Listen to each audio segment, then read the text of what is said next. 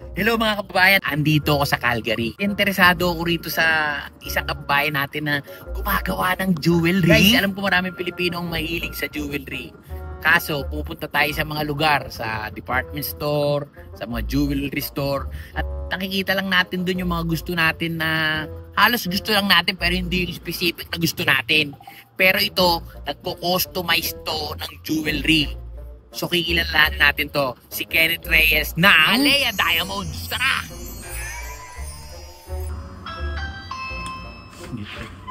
Hoy bro! Tama ba yung pinundan ko? Parang ABS-CBN artist ba? Si Kenneth Reyes? Oo! Halika mo. Artistahin to pare. Kilalahan natin si Kenneth at titingnan natin yung mga jewelry na kinostomize niya. Mamaya ikukwento ko sino mang ginawa niya. Baka hindi kayo maniwala. Si Justin Bieber, si Usher, si 50 Cent, si 30 Cent, 40 Cent, 11 Cent, tsaka yung lolo ko, si Lolo Cent. So guys, ito na nga, aakyat na ako kasi si Kenneth nauna na ron. Papakita niya na sa atin yung mga jewelry na kino-customize niya. At kasabay na nun, i-interview din natin siya kung saan pa siya nagsimula at paano niya ginagawa to. Guys, nakaka-interesado ko kasi Pilipino, syempre pag Pilipino, alam naman maraming mga kababayan natin na mahilig sa alahas talaga, di ba? Eh syempre, pag Pilipino, masasabi mo kung ano yung gusto mo. Mas maiintindihan mo kung ano yung orderin mo. Wala na tayo, minsan hirap tayo mag-English. Can I order, how are you doing? Ito, okay, ito, kinakausap yung diamond. Pare, paano kinakausap yung diamond mo? Siyempre, di ba, ang dahil mga kababayan natin nang mahilig sa alahas dito, alam mo naman mga Pilipino, Doon ako nagmana sa tatay ko eh. Mahilig ba ang tatay mo sa alahas? So, namahan mo talaga, gumagawa kayo talaga. Well, yung burger stand namin sa Pilipinas, katabi, Goldsmith. Talagang latero. So, nung bata pa lang ako, lagi ako nandun. Nakikitunaw ako, nakikikuha ko ng mga silver. So guys, talaga si Kenneth, talagang likas din to na alahero. Kasi ako nung bata ako katulad ng kwento niya, bata siya, di ba? Taga-tunaw to ng mga nalalaglang ng ngipin ng lolo niya. Namumulog. Di ka naman nag-uukay ng bangkay ha? Hindi naman. Gwapo. No, kasi, ka-Joker, alam mo yung mga battery? So, sa kanan ko, Goldsmith. Kaliwa ko, tanggal ng battery, taga-repair, watch repair. So, bibigyan niya sa akin yung mga battery na yun. Gagawin ko, bubuksan ko. Kasi may silver yun. So, once na may silver na, tsaka ako tutunawin dito sa katabi ko.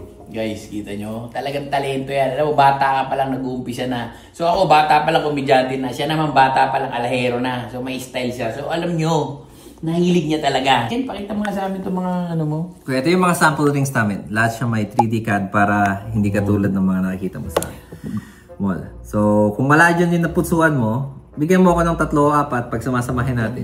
Kung nakilala lang kita nung bago ako ikasal, malamang sa'yo ako kumuha ng wedding ring. Eh, kuya, pinauso naman ni Heart yung stacking. So, kung sa 5 years, 10 years, bili ka ulit ng isa. Pagpapatungin natin. Mahilig pa naman na ang asawa ko. Papakita ko sa'yo. Alam mga Pilipino, iba sila mag-design kumpara sa mga foreigner.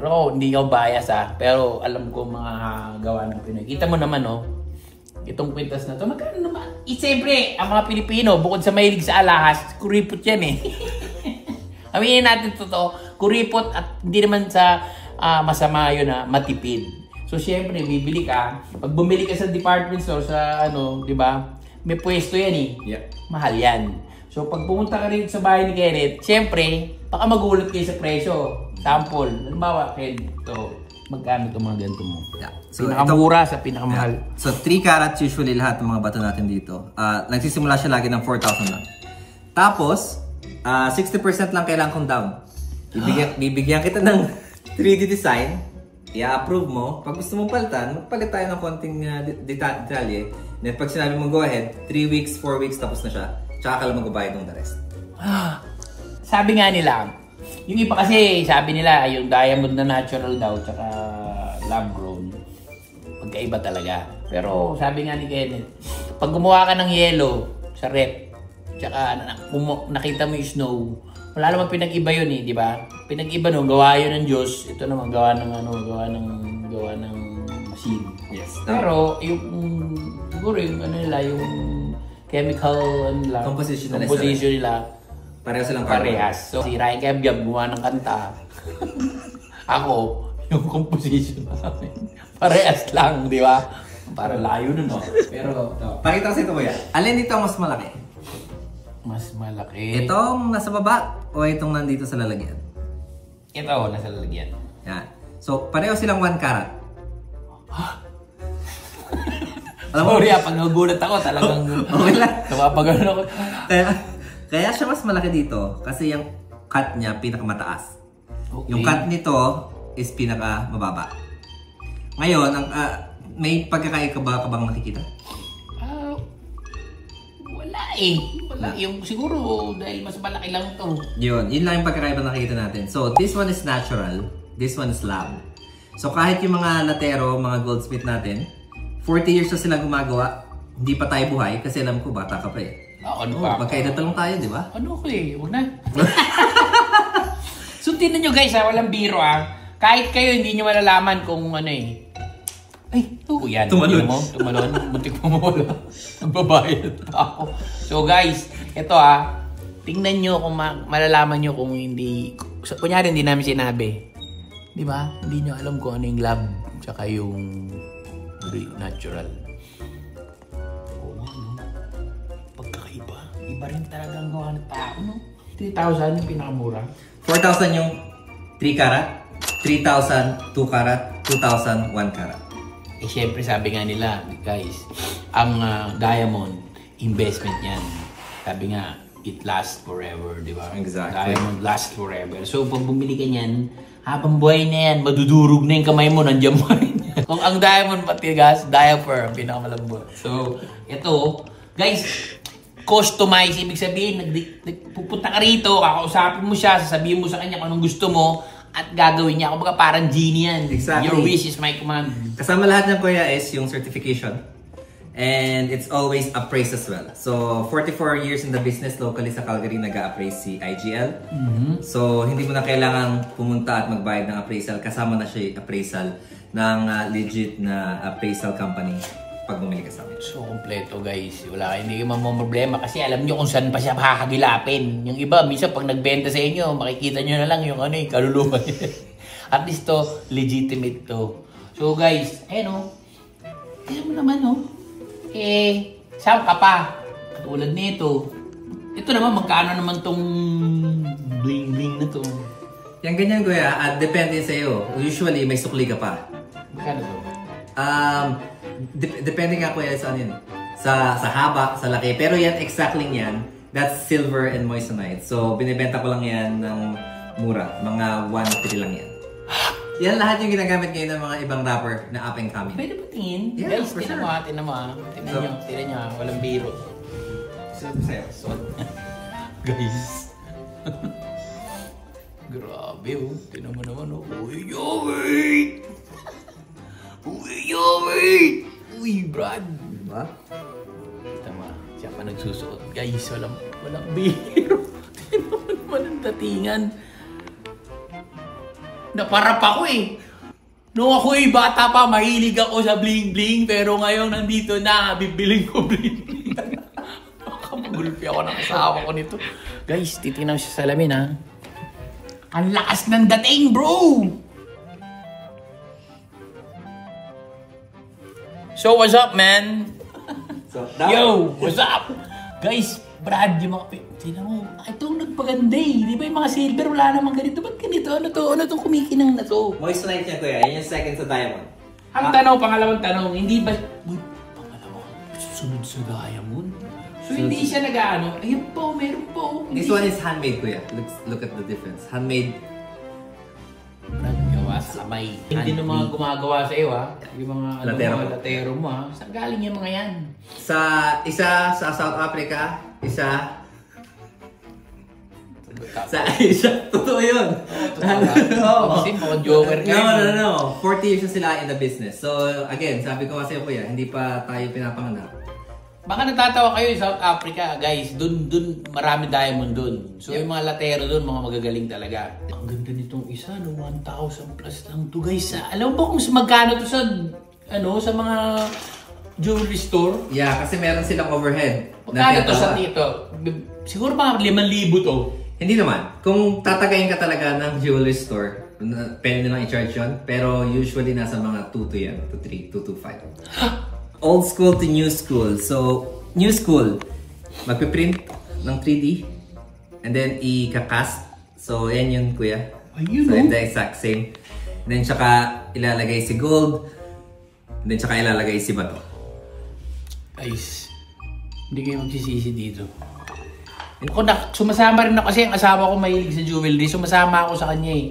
Pero ito, namangha ako rito sa mga gawa. Kasi asawa ko maano yan eh. Bigan yan eh. So, alam ko agad na magugustuhan niya itong mga to. Yung gawa pa lang eh. Talagang malulupit na gawa eh. Kaya hindi yan sumasabit. Usually, kaya natatanggal ang mga bato is pag hindi magaling yung naglagay, hindi nakaganon yung mga prongs, sasabit siya. Ito guys oh, terno pa. Terno pa. Tuwagay pa sa relo ko. Ang ganda. Pakabit niya ito bro. Of course. Dumikit to sa kamay ko. Tingnan natin kung sakto. Kahit ito lang oh. Kuya, actually gusto mo, kay Jobert, naglagay ako dito ng malaking salamin para sa'yo talaga. Guys, para makita nyo rin pag pumunta kayo rito kung paano kayo magsukat. Kasi siyempre kailangan makita nyo kung bagay sa inyo, di ba? Eh, marami akong nakikitang Pilipino kasi na bumibilisan ng mga alahas nila sa mga department store. Paglabas di naman bagay sa kanila, meron akong nakita, laki, binili, ganun maglakad eh. Dapat bagay din, di ba? Ito, guys. Oh my. Oh my. Bagay na bagay yun. Ito, kursunada ko to bro. Ano, nakilala mo ba ako? Baka hindi mo nakilala? Ikaw ba si ako to! John Lloyd? Parang takat ako to! Tignan mo, nadagdagan yung guwap. Ato, Jobert. Hi, ako si Jobert. Uy! 50 cent? Jobert, 50 cent. Jobert, 50 cent. Guys, walang biro. Ang ganda ng gawa nila. Oh. Si Asher malamang isuot to. Tinan nyo, pagkabalan nyo ang Asher. It's 7 o'clock. O, diba? Jobert, back to Jobert. Mura na. Hindi pa kayo magsisisi sa quality. Ito ang ganda. Ito, halimbawa, ito lang gusto mong bilhin. Magkano to? Sa ano yan? 6 Ang ganda oh.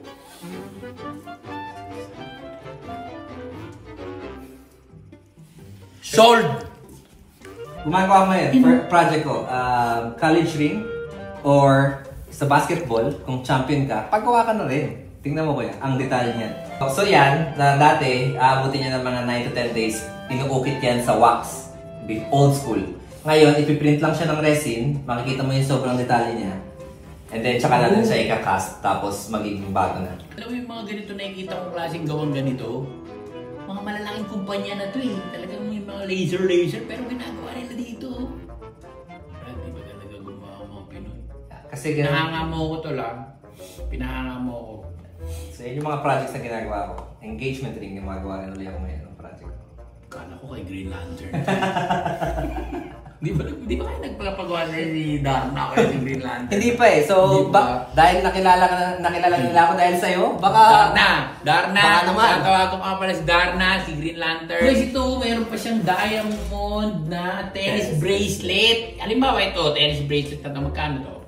50-pointer yan, nasa mga 15,000 to 16,000. Pero guys, tingnan nyo naman yung quality. Quality siya. Lahat siya handmade, lahat siya locally here in Calgary. So, at ang maganda rito, halimbawa kasi bumili ka nito, halimbawa sa Cayman, di ba? Pag may nasira dyan, papadala mo pa dun. yes, lahat dito locally. So, usually within a day or two, pag may problema ka, bigay mo sa amin, kita tayo. The next day, nasa iyo na kagad. Di ba? Masyadong convenient para sa inyo. Lalo na yung mga may pupuntahan, bumili kayo sa Cayman. Ay, mga dito, mga mami pa naman dito. Ay, nasira na ito! Paano na ito? May puntang party! Puntang party! Punta kayo, tatawagan mo si Kenneth. Kenneth, anak, yung binili kong diamond kasi nakapakan dito mo eh. Kapit mo, ano, binili ka, punta tayo. Gagawin nila agad. Alam mo kung saan mo binili, alam mo kung sinong babalikan mo, alam mo yung sinong magkaayos nung gin. Kasi gumawa nandito lang. Yun ang pinakamaganda ron. So, bumibili ka na, yung practical pa, tapos convenient pa sa'yo. Tsaka last thing kuya, almost lahat ng projects namin may behind the scene. So pag ginagawa siya, meron lahat behind the scenes sa social media namin. So ayan, makikita nyo pa guys. Kenneth, saan ka nila makukontak kung sakasakali? You'll see it in our Google reviews, website, Instagram, Facebook, YouTube. So, but Google reviews, nandun lahat ng reviews ng mga kliyenteng nagawa ko na. Kasi iba hindi pa makapag-review dahil hindi pa nagpo-propose. Ay nako, guys, pagka, alam mo, kulang lang kasi sa, siyempre, exposure. Pero alam mo, gusto nyo kausapin si Kenneth sa mga kasal, sa mga okasyon, yung mga engagement ring. Pare, pumunta kayo dito. Kontakin nyo yung mga numbers na ipapakita namin sa inyo at sigurado sulit ang pagpunta nyo rito. Kung gusto nyo ng mas malinaw na detalyadong pagpapaliwanag, pumunta kayo rito, magpa-appointment kayo. Ganito, dalawa, naman lang kayo ni Kenneth. Pagkatapos yung mag-usap, pwede pa kayo sumayaw ng... So guys, Kenneth, maraming salamat ha. And natutuwa ako kasi makakabili rin ako sa'yo. Guys, bibili ako. Baka sabihin nyo, magbubrout ako rito. Bibili ako kasi naniniwala ako sa produktong gawa ng Pilipino. More power to you, bro. And thank you very much. Appreciate it. Thank you guys. You're the best. God bless.